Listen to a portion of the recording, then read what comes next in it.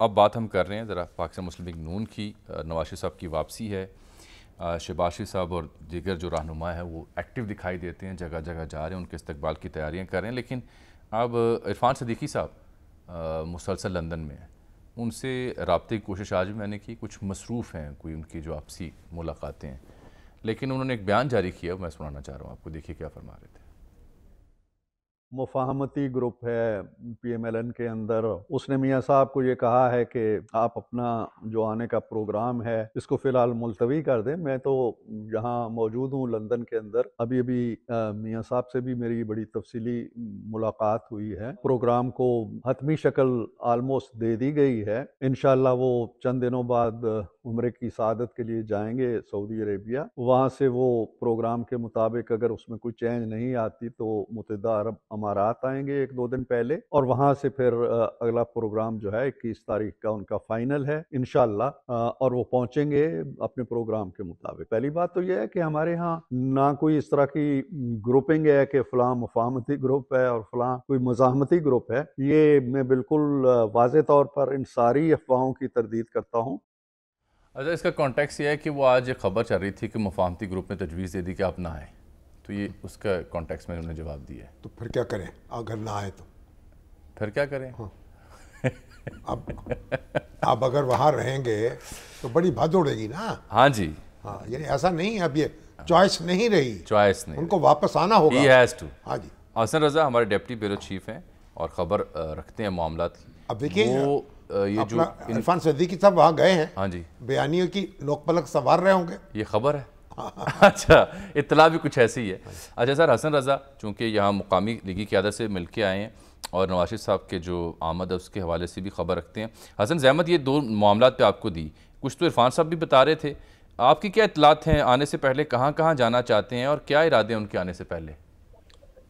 دیکھیں, ایک بات تو بالکل واضح ہے کہ آج کی میں یہ مفاہمتی گروپ سامنے نہیں آیا, بلکہ یہ آج سے اس وقت کی بات ہے جب شہباز شریف صاحب نواز شریف صاحب کے پاس مقامی طور پہ گئے تھے. پرانی باتیں ہو گئی آئے تھے کہ حفاظتی ضمانت اور الیکشن کی تاریخ یہ ہو جائے تو پھر آنے پر فوکس کیا جائے.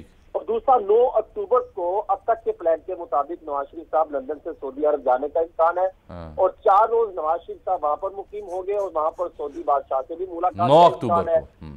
9 اکتوبر کو ان کا جو ہے وہ وطن واپسی کے حوالے سے ابتدا ہو جائے گی. اور مسلم لیگ نون کے عام ذرائع تو یہ بتا رہے ہیں کہ نواز شریف صاحب یہاں سے 14 اکتوبر کو دبئی روانہ ہوں گے سعودی عرب سے, اور 15 اکتوبر کو نواز شریف صاحب چائنا جا سکتے ہیں اور پھر وہاں پر ایک عام شخصیات سے ملاقات ہے, اور 17 اکتوبر کو دبئی پہنچے گے, اور 18 اکتوبر کو واپس جو ہے وہ دبئی میں ایک اہم ترین شخصیات سیاسی جو متحدہ عرب امارات کے لوگ ہیں, اور پھر 21 اکتوبر کو دبئی سے وطن واپسی ہوگی.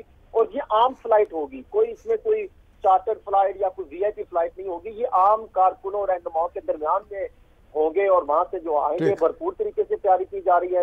اور یہ پلان اب تک ہے, اس میں کوئی ترمیم ہو سکتی ہے, لیکن جامی صاحب آپ کو بھی اندازہ ہے کہ اس وقت جو بھی ہم بات کر رہے ہیں تو کتنی عام ترین ملاقات جاری ہے, کتنی عام ترین شخصیت سے ملاقات جاری ہے. جی, وہ میں اشارے میں نے ذکر کیا تھا جو خبر مجھ تک پہنچی. لندن میں اس وقت عرفان صدیقی صاحب ہوں یا نواز شریف صاحب ہوں, ان کے ساتھ ایک اہم شخصیت کی ملاقات جس کا تعلق یار سفیر پاکستان ہے. نہیں سر, پتہ نہیں کون ہے. اچھا, ہاں, تو کسی ملاقات ہو رہی لیکن کوئی سیاسی اچھی بات ہے. نواز شریف صاحب اگر سعودی عرب, متحدہ عرب امارات, چین سے ہوتے ہوئے آنا چاہتے ہیں تو دہشت تو بیٹھ جائے گی نا ان کی. دہشت بیٹھ جائے گی. یس, تو وہی آدمی ہیں جو پاکستان کے دوستوں کو کھڑا کر سکتے ہیں, پاکستان کے ساتھ ان کا اعتماد بحال کر سکتے ہیں. حسن, یہ نواز شریف صاحب تو یہ اعتماد بحال کریں گے, یہاں ان کے استقبال کے لیے اعتماد کیسے بحال ہوگا؟ کیا مقامی قیادت کہاں تک پہنچی ہے؟ کام ہو جائے گا, فکر نہ کریں آپ.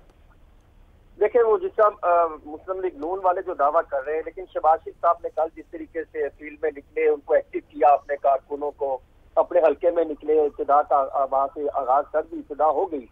لیکن مسئلہ پھر وہی آئے گا کہ جن ممبران اسمبلی کو جو قومی اسمبلی میں رہ کے رہے, ان کو اگر اپنے حلقے کے لیے 1 کروڑ روپے ملا تو وہ لگے کہاں؟ اس پر ایم پی اوز اور ایم این اے کے درمیان بہت زیادہ اختلافات ہیں, اور لگے بھی ہیں کہ ابھی شاید ہو سکتا ہے کہ لگے ہی نہ ہوں, رستے میں ہوں, کیونکہ وہ جیب میں تو نہیں ڈالے جاتے نا. چلیے, وہ پروجیکٹ ہوتے ہیں جو منظور ہوتے ہیں. بہت شکریہ آپ کا سر. یہ کوئی ایسا نہیں ہے کہ آپ نے جیب میں ڈال دیے پیسے.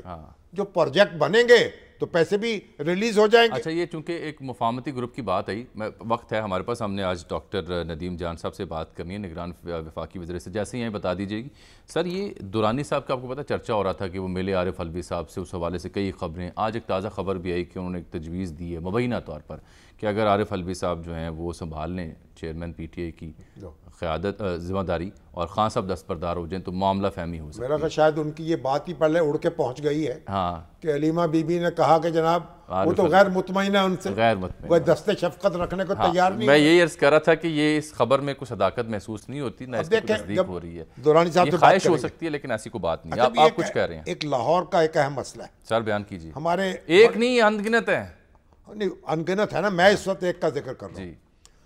بڑی ہماری ممتاز سماجی اور بلدیاتی شخصیت ہیں، سماجی اور بلدیاتی راجہ منور صاحب۔ اچھا جی، وہ جو ہماری UC 115 اس کے ناظم رہے، مسلم ٹاؤن کے، ڈسٹرکٹ گورنمنٹ میں بھی بڑا کردار ادا کیا۔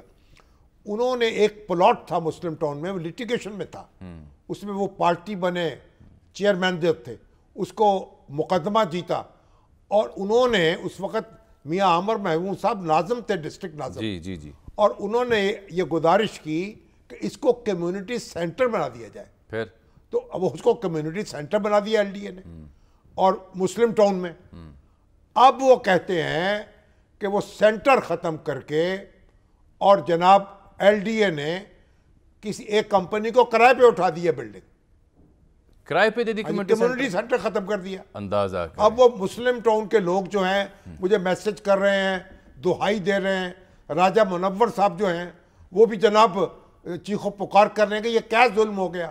اور وہ علی رنداوا صاحب جو کمشنر ہیں اور ایکٹنگ DG بھی ہیں، وہ تو ٹیلی فون پہ ملے، ان سے پوچھتے بھئی آپ کمشنر صاحب اور نگران وزیر اعلیٰ صاحب کوئی تو دیکھے نا ان چیزوں کو، لوگوں کے ساتھ یہ سلوک تو نہ کریں کہ ان کو جینے نہ دیں، ان کو ملنے نہ دیں، اور یہاں کرائے پہ بلڈنگیں چڑھا دیں۔